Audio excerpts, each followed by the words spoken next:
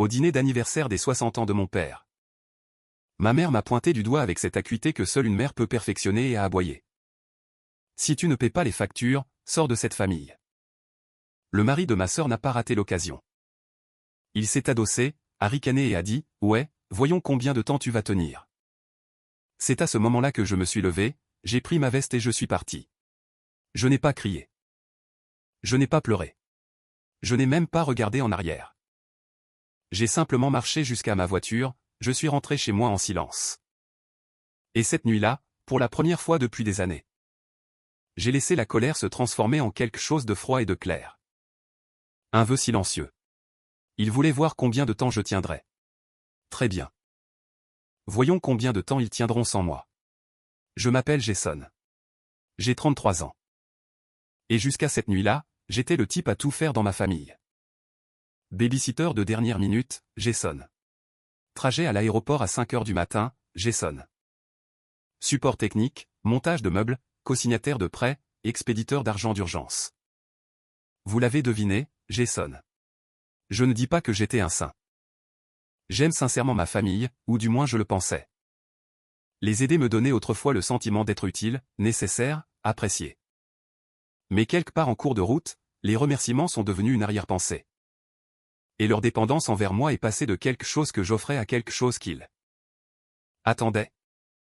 Une entitlement qui s'est insinué si lentement que je ne l'ai même pas remarqué jusqu'à ce qu'elle me gifle en plein milieu d'un steakhouse un samedi soir.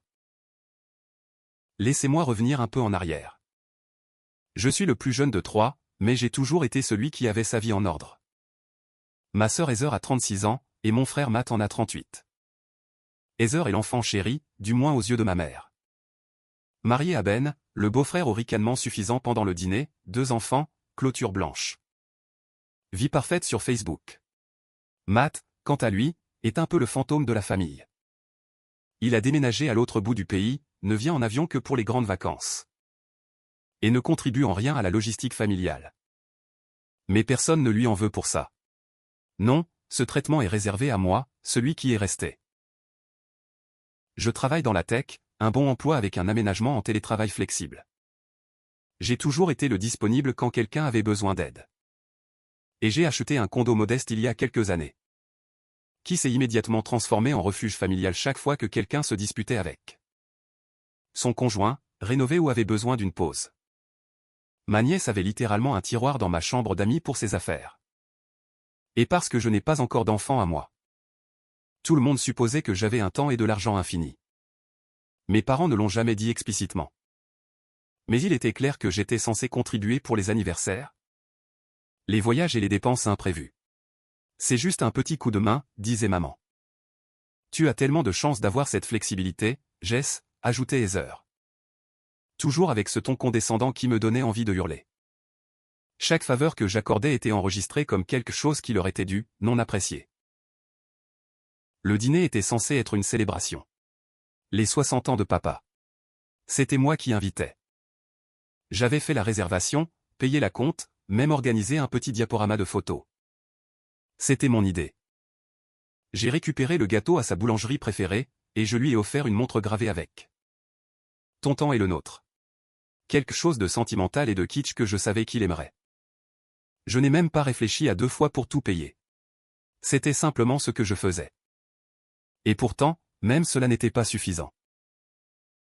La soirée a bien commencé. Rire, verre, les enfants de Heather qui criaient et rampaient sous la table. Ben a commandé le whisky le plus cher du menu sans même regarder le prix. Ma mère a insisté pour demander bruyamment au serveur si le service était inclus parce que Jason paie le pourboire, n'est-ce pas? Des petites choses. Agaçantes, mais gérables. Mais ensuite l'addition est arrivée. J'ai tendu la main comme toujours. Déjà résigné au montant en bas. Et juste au moment où j'allais glisser ma carte dans le porte-addition, ma mère a ri et a dit. Ne fais pas cette tête dramatique. Tu n'es pas le seul adulte à cette table. J'ai ri maladroitement, incertain si elle était sarcastique. Elle ne l'était pas. Elle est devenue sérieuse et a dit, en fait, maintenant que tu as la trentaine. Peut-être que tu devrais vraiment commencer à assumer ta part. Aider avec les frais de santé de papa, l'hypothèque, les courses, tu sais, des trucs d'adulte. J'ai cligné des yeux. Attendez, je couvre déjà. C'est laquelle m'a pointé du doigt. Ce doigt accusateur pointu. Si tu ne paies pas les factures, Jason. Alors qu'est-ce que tu apportes même à cette famille? Sors de cette famille si tu ne veux pas en faire partie. Silence de mort. Mon père fixait son assiette. Heather a détourné le regard, faisant semblant de gronder ses enfants. Ben a simplement ricané, vraiment ricané, et a dit « Ouais.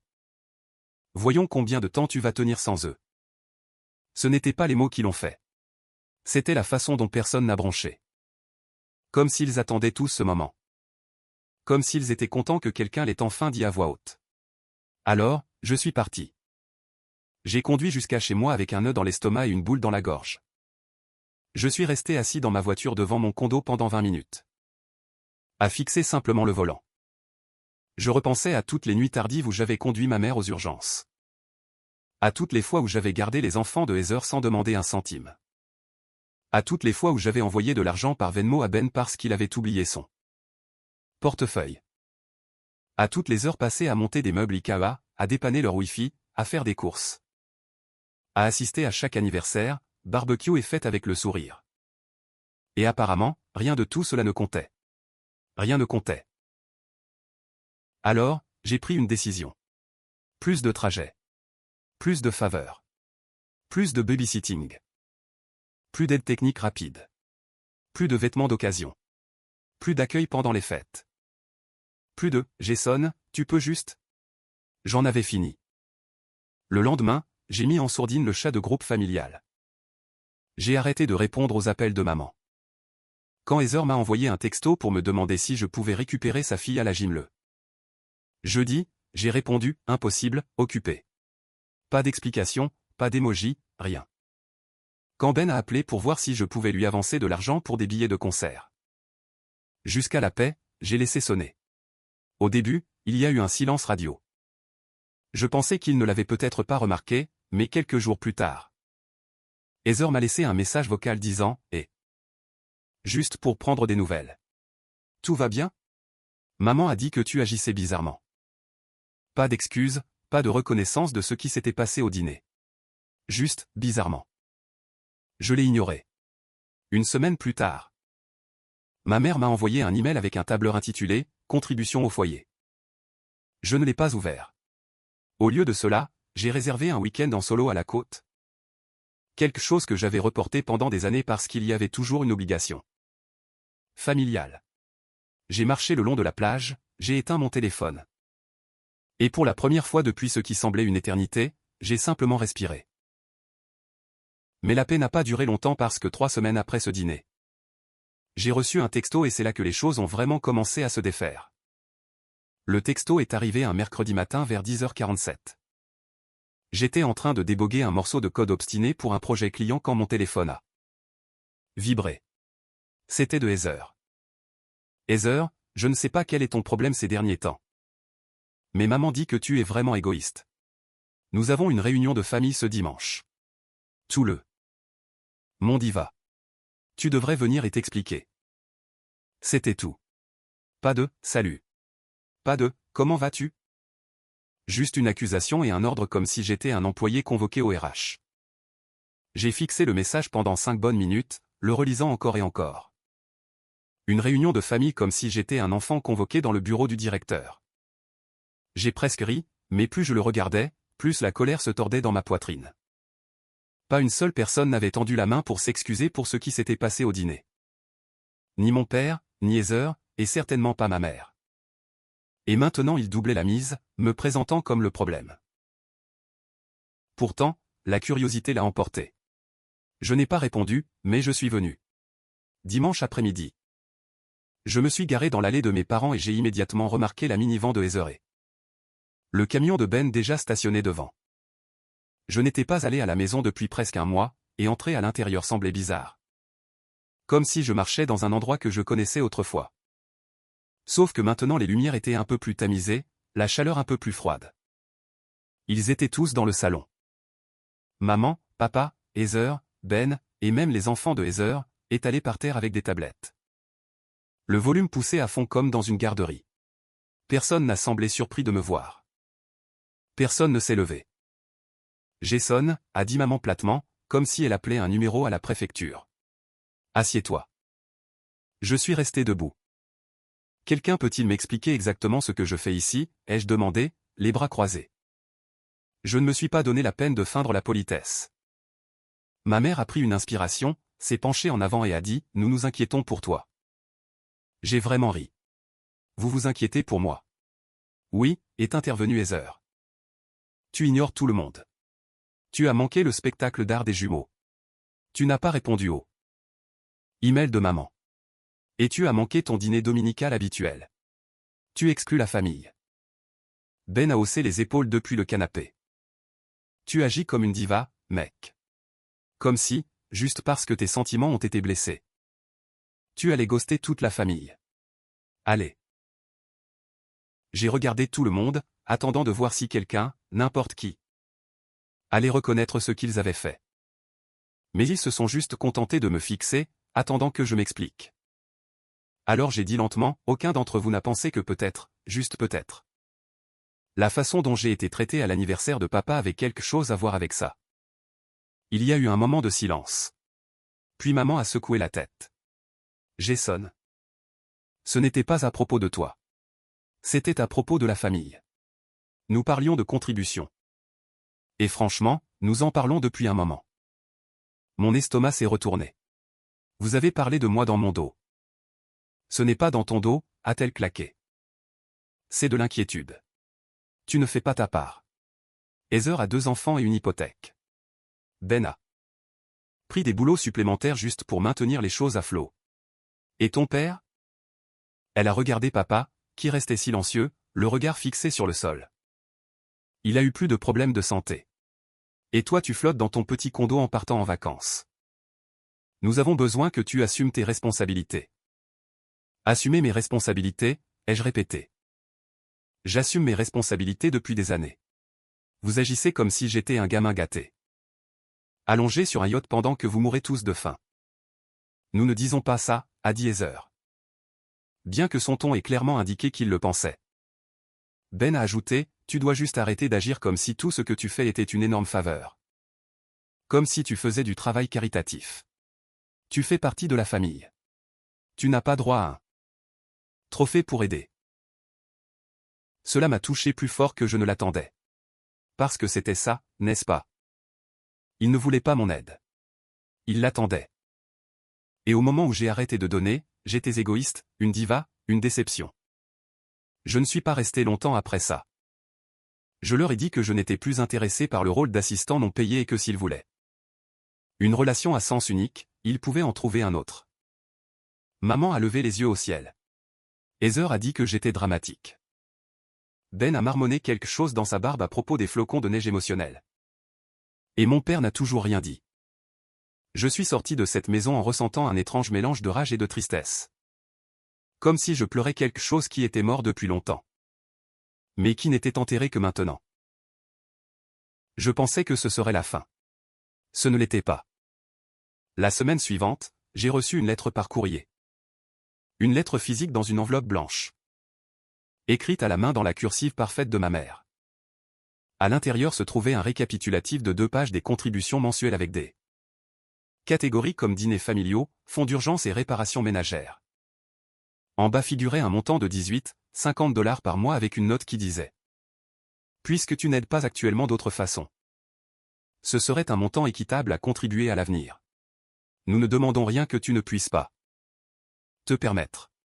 C'est juste ce que signifie faire partie d'une famille. » J'ai failli la déchirer en 2. Au lieu de cela, j'en ai pris une photo, je l'ai envoyée à Heather et j'ai écrit « C'est une blague ?» Elle a répondu « Ce n'est pas seulement une question d'argent. Jason. C'est montrer que tu tiens à nous. » C'est à ce moment-là que j'ai réalisé qu'ils n'étaient pas seulement entitled. Ils étaient délirants. Je n'ai pas répondu. J'ai bloqué le numéro de Heather. J'ai mis en sourdine le fil d'email de ma mère. J'avais besoin d'espace. Du temps pour réfléchir, mais les coups continuaient.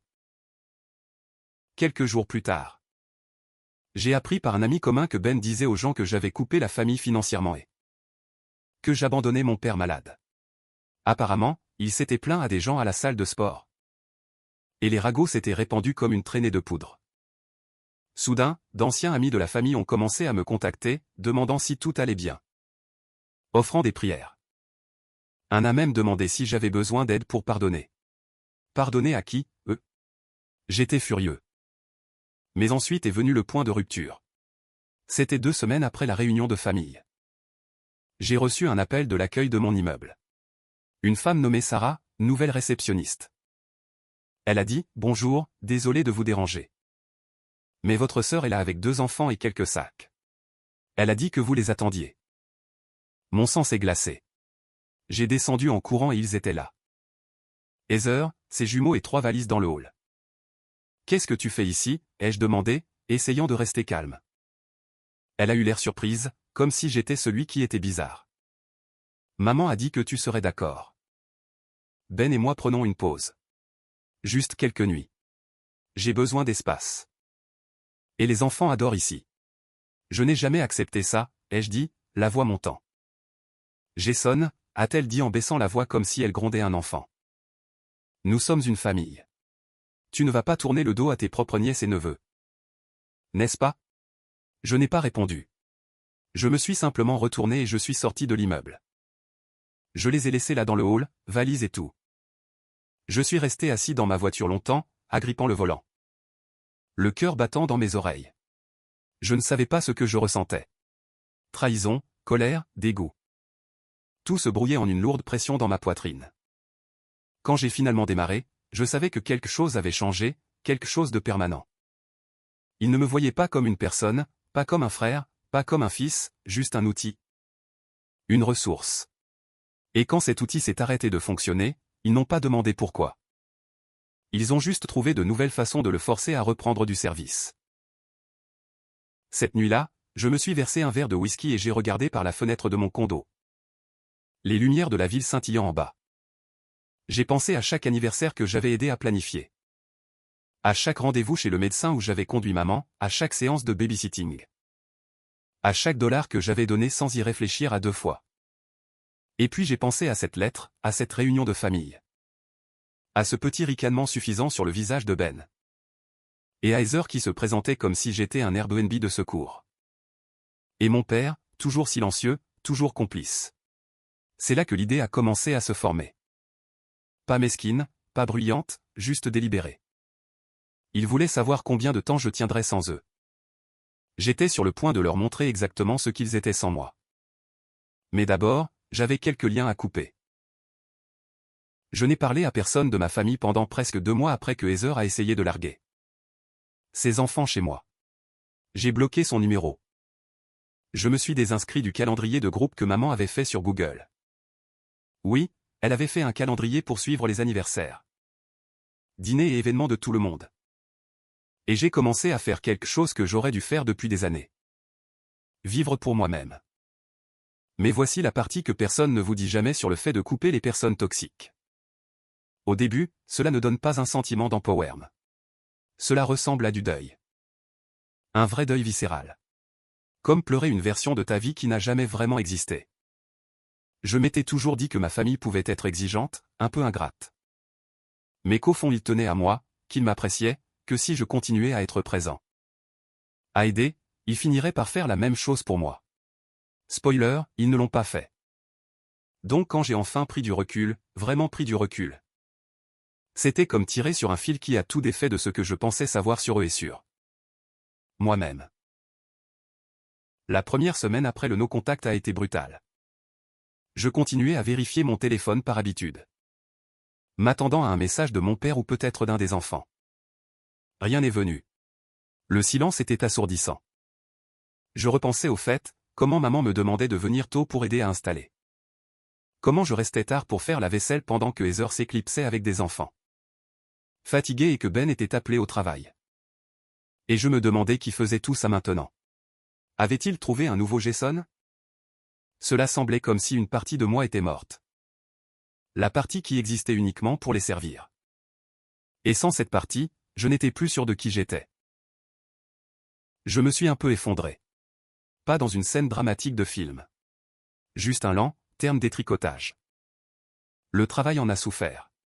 J'ai raté quelques délais. J'ai commencé à dormir tard. J'ai arrêté d'aller à la salle de sport, manger n'importe comment, regarder trop de télé. Ignorer les textos d'amis, non pas parce que j'étais en colère, mais parce que je me sentais vide. Comme si j'avais été si concentré sur être utile à tout le monde que j'avais oublié comment être entier pour moi-même. Mais finalement, le calme est devenu confortable. Je me suis mis à me réveiller un peu plus tôt. Pas pour quelqu'un d'autre, juste pour moi. Je faisais du café, m'asseyais sur le balcon et écoutais la ville se réveiller. Je suis retourné à la salle de sport, me suis forcé à préparer des repas. J'ai même commencé à tenir un journal. Ce n'était pas quelque chose que j'avais jamais fait avant. Mais quelque chose dans le fait d'écrire le chaos dans ma tête le rendait moins lourd.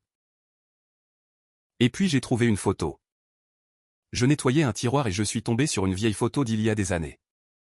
C'était moi, probablement au milieu de la vingtaine, debout devant ma première voiture. Une vieille Toyota Corolla cabossée que j'avais économisée pendant toutes mes années d'université. Je souriais d'une oreille à l'autre. Pas parce que la voiture était luxueuse, elle ne l'était pas. Mais parce que je l'avais achetée moi-même. Pas de prêt, pas d'aide, pas de cosignataire. Ce sourire sur mon visage, il n'était pour personne d'autre. Il était à moi. Je n'avais pas vu cette version de moi depuis longtemps, et je le voulais de retour. Alors, j'ai commencé à reconstruire tranquillement, en privé, à mes conditions. J'ai postulé à un programme de mentorat au travail et j'ai été accepté. J'ai commencé à diriger une petite équipe de développeurs juniors. Quelque chose que je ne pensais jamais aimer. Mais il s'est avéré que mentorer des gens qui voulaient ton aide n'avait rien à voir avec jouer au support technique pour une famille ingrate. Ils écoutaient. Ils grandissaient. Ils me remerciaient. J'ai fait un week-end en solo dans les montagnes, loué un chalet, éteint mon téléphone. Randonné pendant des heures et me suis assis près d'un feu avec rien d'autre que mes pensées et un exemplaire corné d'un roman que je voulais lire depuis 3 ans. C'était paisible d'une façon qui ressemblait à un médicament. Et puis quelque chose d'inattendu s'est produit. Un recruteur m'a contacté sur LinkedIn, a dit qu'il avait vu mes contributions sur GitHub.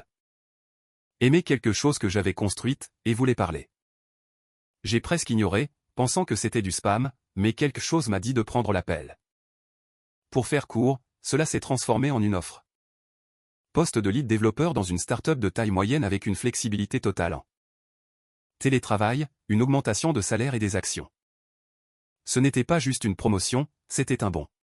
J'ai pris le poste et j'ai déménagé. J'avais vécu dans ce condo pendant des années. Toujours assez proche pour être chez mes parents en moins de 15 minutes. C'était pratique, familier, mais j'ai réalisé que je ne voulais plus être pratique. Alors, je l'ai vendu. J'ai trouvé un appartement moderne dans une autre partie de la ville, en centre-ville. Avec de grandes fenêtres, une vue sur la skyline. Et un immeuble qui sentait l'eucalyptus et l'ambition. Cela ressemblait à un endroit pour quelqu'un qui recommençait à zéro. Le jour où j'ai emménagé, je n'ai apporté que ce dont j'avais besoin. J'ai laissé derrière moi les outils, le lit pliant pour inviter. Les jouets supplémentaires pour enfants que j'avais gardés au cas où. Même les tasses à café ébréchées que ma mère m'avait données il y a des années. Comme si je devais être reconnaissant pour les objets d'occasion. Ce nouvel endroit était juste pour moi. Personne n'avait de tiroir ici. Personne n'avait de clé. Personne ne connaissait le code du portail. Et pourtant, je n'étais pas seul. J'ai recommencé à me reconnecter avec des amis, de vrais amis. Des gens que je n'avais pas vus depuis des lustres parce que j'étais toujours trop occupé à aider ma famille.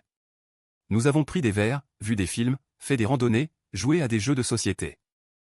L'un d'eux m'a même invité à rejoindre son équipe de trivia hebdomadaire. J'ai dit oui.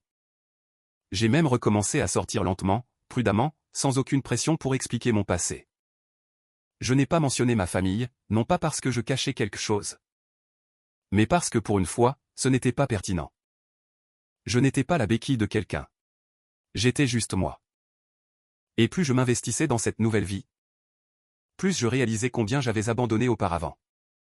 Combien de morceaux de moi-même j'avais taillés pour faire de la place à leurs exigences. Mais maintenant les morceaux revenaient. J'ai été promu à nouveau, de lead dev à head of engineering. J'ai lancé un projet secondaire avec lequel je jouais depuis des années. Une application qui aide les freelances à suivre et gérer leurs clients. Ça a décollé lentement mais sûrement. J'ai recommencé à écrire, acheté un tourne-disque, appris à faire du pain au levain. Oui, comme tout le monde pendant la pandémie, mais c'est amusant. Et ils sont restés silencieux. Ma mère n'a jamais appelé. Heather n'a pas envoyé de texto. Mon père, toujours le silencieux, n'avait même pas envoyé un message d'anniversaire. Cela me dérangeait autrefois. Maintenant, cela confirmait simplement ce que je savais déjà. Ils ne contactaient pas parce qu'ils me manquaient. Ils attendaient que je réalise à quel point j'avais besoin d'eux. À quel point je devais être perdu sans leur chaos. Mais je n'étais pas perdu. J'étais libre. C'est là que les emails ont commencé. Au début, juste des petites choses de maman. J'espère que tu vas bien. J'ai entendu de Suzanne que tu avais déménagé. De Heather, tu peux croire que maman a eu 62 ans la semaine dernière? Fou. De Ben, de tous les gens, et mec. Pas de rancune. Tu sais comment sont les familles. On se voit bientôt. Je les ai tous ignorés. Et puis est venu le gros. Un email de Heather avec comme objet, urgence familiale. Merci de lire. J'ai hésité. J'ai presque supprimé sans ouvrir, mais quelque chose dans mon ventre a dit, lis-le. Alors je l'ai fait. Ça commençait par quelques lignes de préoccupation teintées de culpabilité. Nous n'avons pas eu de nouvelles depuis un moment. Maman est vraiment bouleversée. Les enfants te manquent, blabla. Et puis ça allait au fait, apparemment, mon père avait glissé dans le jardin. S'était cassé la cheville. Rien de mortel, mais cela avait remué beaucoup de choses dans la maison. Heather était débordée. Ben travaillait des heures supplémentaires. Maman était trop émotive pour gérer seule. Ils avaient besoin d'aide pour gérer les visites chez le médecin, la paperasse, les courses. Et ils voulaient que je ne fasse pas que aider, mais que je revienne vivre temporairement. Juste pour quelques semaines, a écrit Heather, jusqu'à ce que les choses se calment. C'est à ce moment-là que j'ai arrêté de lire. Non pas parce que je ne m'en souciais pas, mais parce que j'ai réalisé ce qu'il disait vraiment. Il ne me voulait pas. Il voulait ce que j'offrais, mon temps, mon énergie, mon soutien. Mais pas moi. La personne qui avait ses propres besoins, qui avait des limites, qui avait changé. Il ne voulait pas reconstruire une relation. Il voulait rembobiner la cassette, faire comme si les derniers mois n'avaient pas eu lieu. Appuyer sur reset et me remettre dans le rôle que je jouais autrefois. Fiable, disponible, sans question. Mais cette version de moi n'existait plus. Et cette fois, je n'allais pas repasser la porte juste parce qu'il l'avait entr'ouverte. Pas sans clarifier quelque chose très, très clairement. Parce que je n'étais plus leur garçon de course. Et cette fois, si je revenais dans leur vie, ce serait à mes conditions. Je n'ai pas répondu immédiatement à l'email de Heather. Je l'ai laissé dans ma boîte de réception pendant une semaine entière. Non ouvert après ce premier survol, comme un sandwich moisi que tu laisses dans le frigo. Juste pour voir à quel point il va empirer avant que quelqu'un d'autre s'en occupe. C'est comme ça que je le voyais. Le bazar de quelqu'un d'autre. L'ancien Jason aurait tout laissé tomber, acheté des courses. Conduit au rendez-vous chez le médecin, peut-être même pris un congé. Je le voyais clairement. Le paillasson dépoussiéré. Les sacs à dos, les remerciements tièdes rapidement remplacés par plus de courses.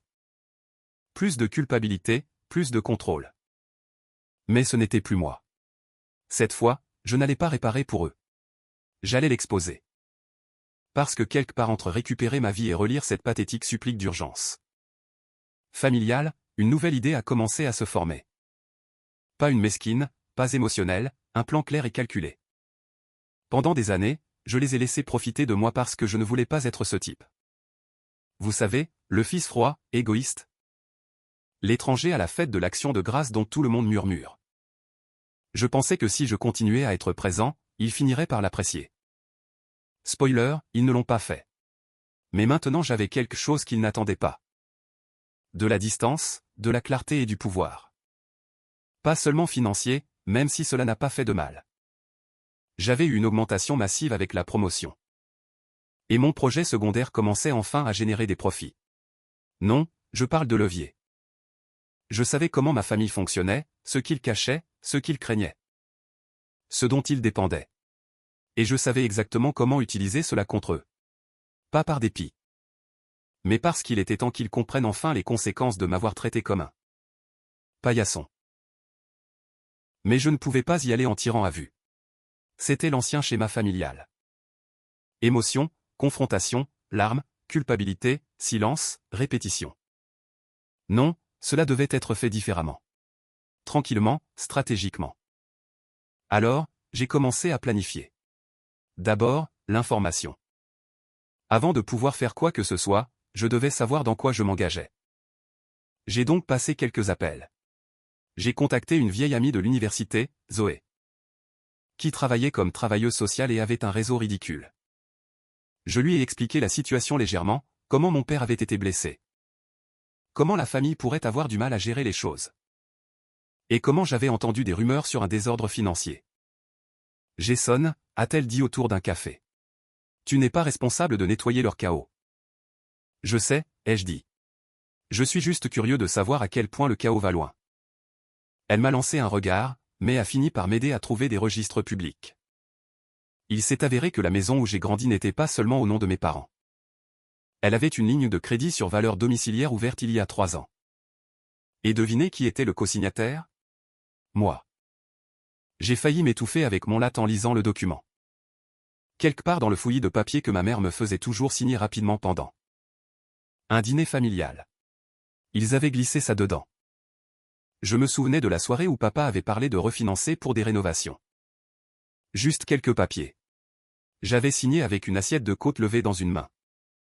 Et maintenant il y avait 68 000 $ de dettes attachées à mon nom.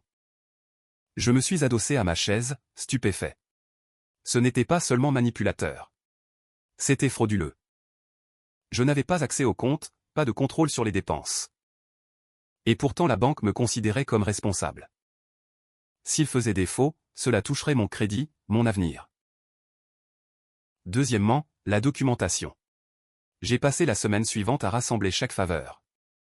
Prêt et cadeaux que je leur avais jamais donné. J'ai fouillé dans les anciens textos, emails, relevés bancaires. Reçu Uber des trajets de dernière minute aux urgences. Transfert en espèces étiquetés pour vêtements scolaires, facture vétérinaire d'urgence. Batterie de voiture de Ben. J'ai tout compilé dans un document que j'ai intitulé « Récapitulatif des contributions ». Il faisait 28 pages. Certaines personnes pourraient appeler ça mesquin. J'appelle ça des preuves. Troisièmement, les alliés. Cette partie était délicate. Ma famille élargie vivait pour la plupart hors de l'État, mais il y en avait quelques-uns proches. Ma tante Denise, la sœur cadette de ma mère, et l'oncle Rick, cousin de papa. Ils avaient toujours été plus neutres, orbitant le drame familial à distance. Je les ai invités séparément à un brunch au cours des 2 semaines suivantes. J'ai gardé ça léger au début, demandé des nouvelles du travail, de la santé, des petits-enfants. Puis je leur ai tout raconté, pas dans une tirade dramatique, mais calmement avec des impressions. Je n'ai pas dénigré ma famille. J'ai juste montré les faits, le document de prêt, la liste de 28 pages, le texto de Heather. Les emails de maman, le message vocal de Ben où il disait littéralement « Tu nous dois ça ». La tante Denise a serré son verre d'eau comme s'il allait se briser. Jason, je n'avais aucune idée. Moi non plus, ai-je dit, jusqu'à ce que j'arrête enfin de dire oui. L'oncle Rick a secoué la tête. C'est du vol ce qu'ils ont fait. Et ils te dénigrent depuis des mois. Oh, je sais, ai-je dit avec un petit sourire. Mais je ne suis pas là pour de la sympathie. Je suis là pour des témoins. Ils ont tous deux accepté d'écrire des déclarations, des simples. Reconnaissant simplement les années de déséquilibre qu'ils avaient observées. Je n'avais pas besoin d'eux pour une action légale pour l'instant. Mais je voulais du soutien au cas où. Quatrièmement, l'APA. C'était l'étape la plus délicate. J'ai rédigé une réponse à l'email de Heather. Courte, polie, sans émotion. Merci pour la mise à jour. J'espère que papa se remet bien. Je suis désolé d'apprendre que les choses sont chaotiques en ce moment. J'ai traversé mes propres transitions. Donc j'avais besoin d'espace. Mais je suis ouvert à discuter. Fais-moi savoir si tu veux programmer un moment. Je l'ai envoyé. Un jour plus tard, elle a répondu. Tellement contente d'avoir de tes nouvelles. Oui, oui. Oui. Nous aimerions discuter. On peut faire le dîner de dimanche? Comme au bon vieux temps. Cœur rouge bien. Sûr. Je lui ai dit que j'y serais. J'ai passé le reste de la semaine à me préparer. Pas émotionnellement. Cette partie avait déjà été brûlée en moi, mais logistiquement. J'ai imprimé les documents de prêt, la liste des contributions, les déclarations des témoins. Je les ai organisés proprement dans un classeur de marque. J'ai choisi bleu marine parce que pourquoi ne pas être classe pendant la guerre? J'ai apporté un petit enregistreur vocal numérique et l'ai glissé dans la poche de ma veste. Légal dans mon état et je ne prenais pas de risques. Et puis le dimanche est arrivé. Quand je me suis garé dans leur allée, c'était surréaliste. La maison avait l'air pareil. La même petite statue de gnome près du porche. La même fissure dans l'allée sur laquelle je trébuchais enfant. Mais tout à son sujet semblait creux maintenant, comme un décor de film. Ils m'ont accueilli à la porte comme si rien ne s'était passé. Heather m'a serré dans ses bras. Ben m'a offert une bière. Maman a dit que j'avais l'air maigre, ce qui était sa façon de dire « tu m'as manqué ». Mais je ne le dirai pas à voix haute. Papa était sur des béquilles, clairement mal à l'aise, mais alerte. Le dîner était gênant. Les enfants étaient à nouveau sur des tablettes. Heather continuait nerveusement à me proposer des secondes. Maman posait des questions sur le travail, dont elle ne se souciait vraiment pas d'entendre les réponses. Ben restait étrangement silencieux, ce qui était inhabituel pour lui. Peut-être qu'il sentait quelque chose. J'ai attendu jusqu'au dessert. Ils ont sorti un cheesecake acheté en magasin, mon préféré, clairement destiné à m'amadouer. Et juste au moment où maman le coupait, j'ai raclé ma gorge. Avant d'attaquer le dessert, ai-je dit en plongeant dans mon sac. J'ai apporté quelque chose que j'aimerais que nous examinions.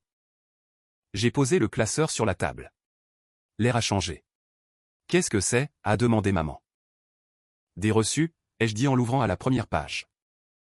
De tout ce que j'ai donné à cette famille au cours des 7 dernières années. Ben a fait un bruit d'étouffement. Heather a cligné des yeux. Maman a plissé les yeux. J'ai feuilleté les pages.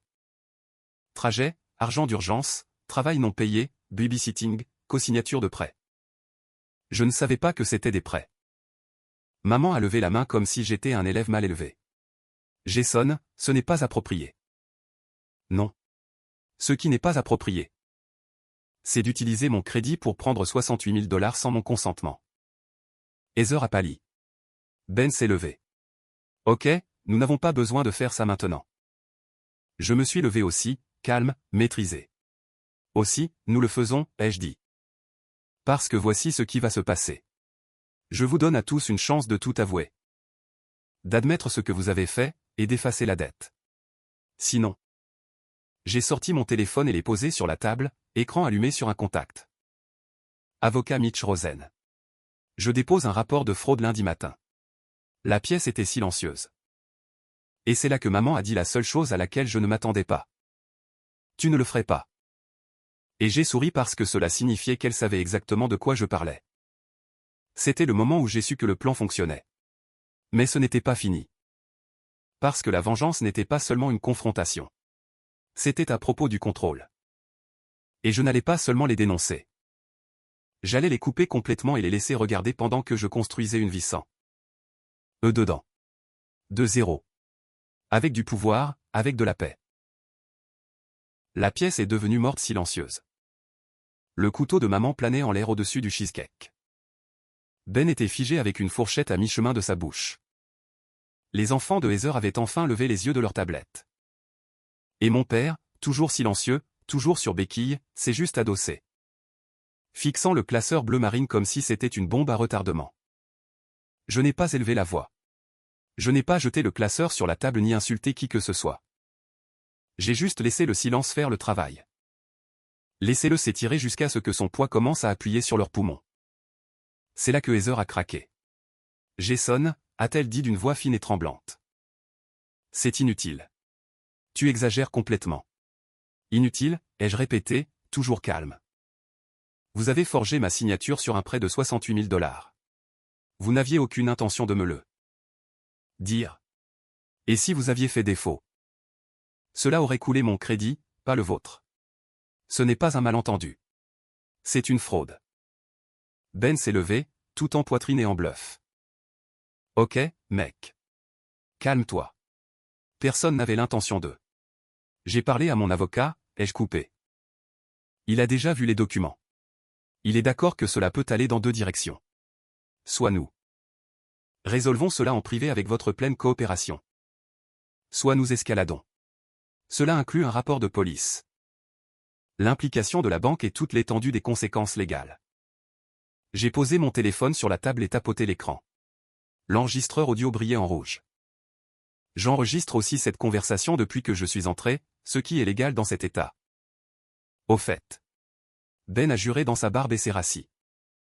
Ma mère avait l'air d'avoir vieilli de 10 ans en 10 secondes. Elle continuait à jeter des regards à mon père, espérant probablement qu'il intervienne. Il ne l'a pas fait. Il avait juste l'air fatigué. Je me suis tourné vers lui. Tu savais pour le prêt, n'est-ce pas? Il a hésité, puis a hoché la tête une fois lentement. Nous avions besoin d'argent, les factures médicales. Tu avais des options, ai-je dit. Mais au lieu de demander, tu as pris. Et maintenant tu es choqué. Je ne vous fais pas confiance. Je suis ton père, a-t-il dit faiblement, comme si ce mot seul devait lui accorder l'immunité. Je me suis penché en avant. Et j'étais ton fils. Mais tu les as laissés me traiter comme un utilitaire. Tu es resté assis pendant que maman me criait dessus dans un restaurant.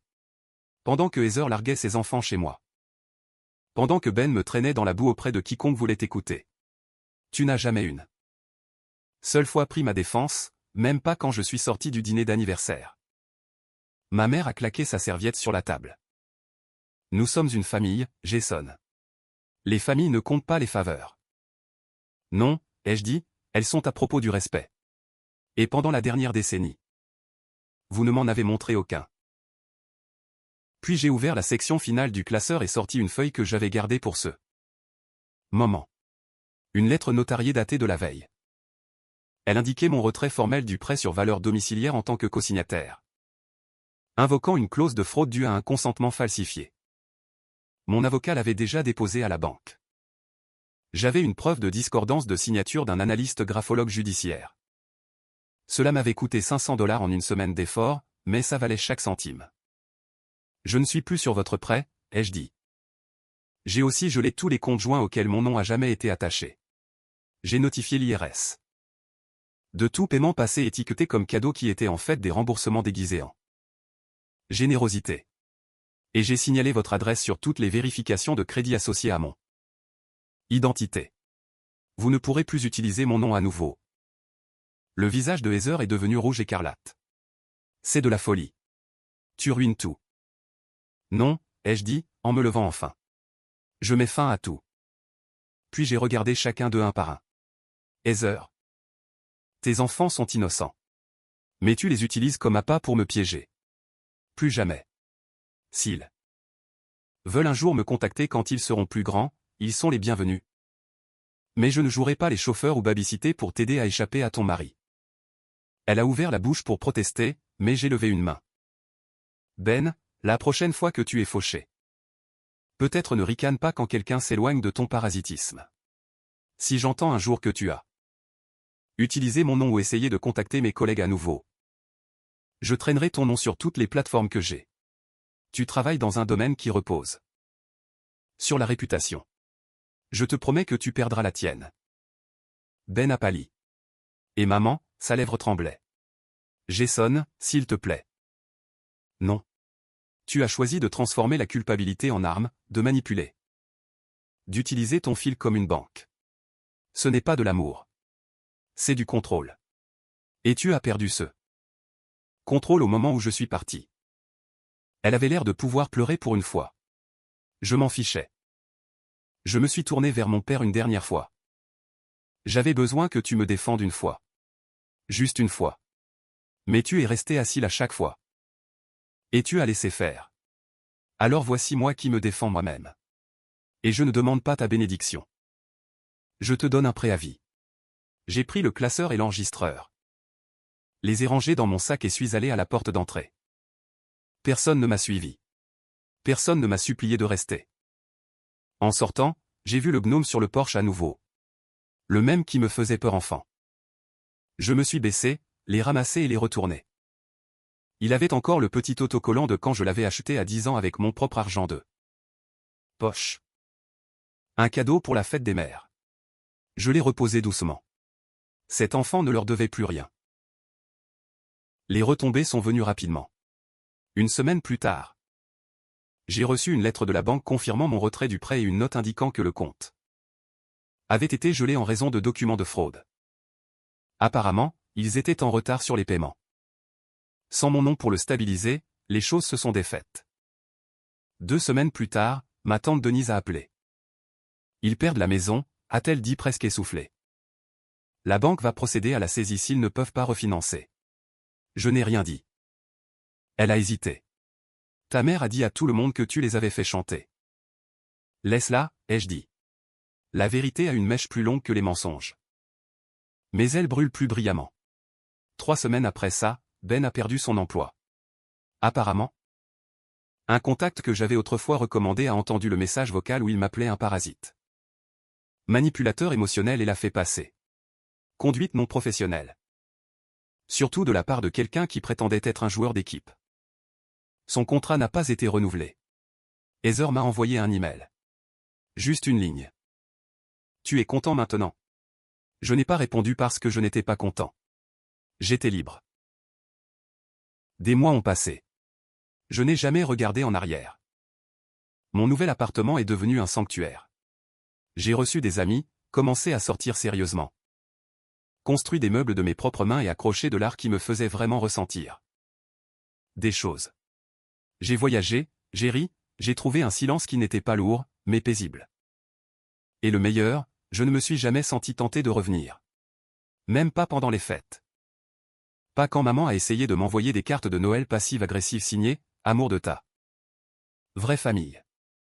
Pas quand Heather a posté des statuts vagues sur Facebook à propos de certaines personnes ayant besoin de thérapie, pas de vengeance. Laissez-les. Laissez-les mijoter dans le bazar qu'ils ont créé. Laissez-les murmurer et comploter et s'apitoyer sur eux-mêmes.